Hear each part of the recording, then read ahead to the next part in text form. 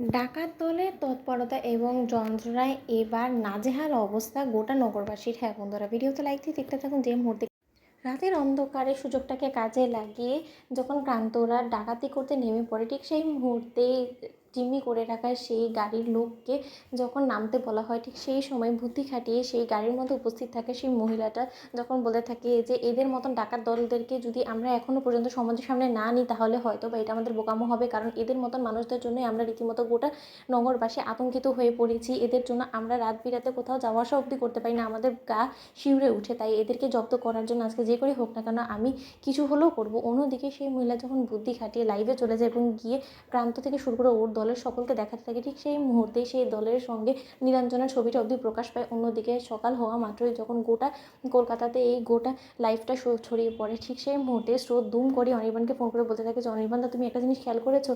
কাল রাতে আমাদের কলকাতা শহরের থেকে অনেকটা দূরে আরও একটা ডাকাতি হয়েছে এবং সেই একই দলের সদস্যরা ডাকাতিটা করার চেষ্টা করেছে বলে পুলিশ ভাবছে। এবং তার থেকেও বড় কথা, সেই ডাকাতি করার সময় যখন সেই মহিলা চালাকি খাটিয়ে সেখানে লাইভ শুরু করে দেয় এবং লাইভের মধ্যে কিন্তু মেজদি ভাইয়ের মতন অবিকল দেখতে একজন মানুষের চেহারা দেখা যায়। এবং আমার যথাসাধ্য মনে হচ্ছে যে হয়তো বা ডাকাত দলের সঙ্গে মেজদি ভাই হাত মিলিয়েছে এবং মেজদি ভাই ওদের সঙ্গে তালে তাল মিলিয়ে হয়তো বা ডাকাতি করে ফিরছে। অন্যদিকে কথা বলা মাত্র অনির্বাণ বলতে থাকে যে দোহাই লাগে স্রোত, প্লিজ তুমি ওই বাজে মেয়েটার কথা বলে আমার মন মানসিকতা আর একদমই খারাপ করার চেষ্টা করো না। আমি এখন যথেষ্ট পরিমাণে ভালো মুডে আছি, এবার প্লিজ আমার দোহাই লাগে তুমি ওই সব কথা আমার কাছে একদমই বেকানোর চেষ্টা করলো। অন্যদিকে কথা বলার মাত্র যখন স্রোত সার্থককে এই গোটা ভিডিওটা দেখাতে থাকে, অন্যদিকে সার্থক বলতে থাকে যে হ্যাঁ তুমিও সেটা নিয়েই ভাবছো যেটা কিনা আমি দেখছি।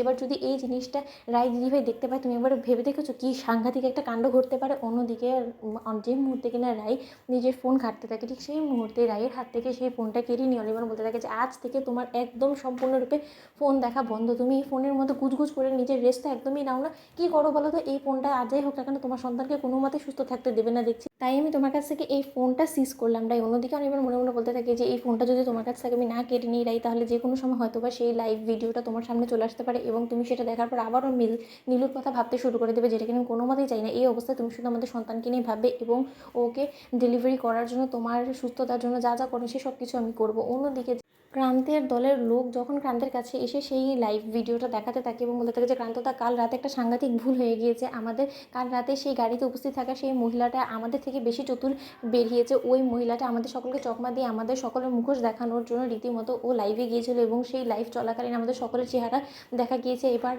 এখন তো আমাদের পিছনে পুলিশ উঠে পড়ে লাগবে, এবার আমরা পুলিশের কাছ থেকে নিজেদেরকে কী করে আড়াল করবো বলো তো? অন্যদিকে ক্রান্ত বলতে থাকে যে সব কটা অপদার্থের লোক এতদিন ধরে ডাকাতি করে ফিরছে, সে এতটুকু সতর্কতা অবলম্বন করতে পারি না, তখনই কেড়ে নিল না কেন ফোনটা? তো বন্ধুরা, লাইক কমেন্ট শেয়ার করে সাবস্ক্রাইব করতে ভুলো না।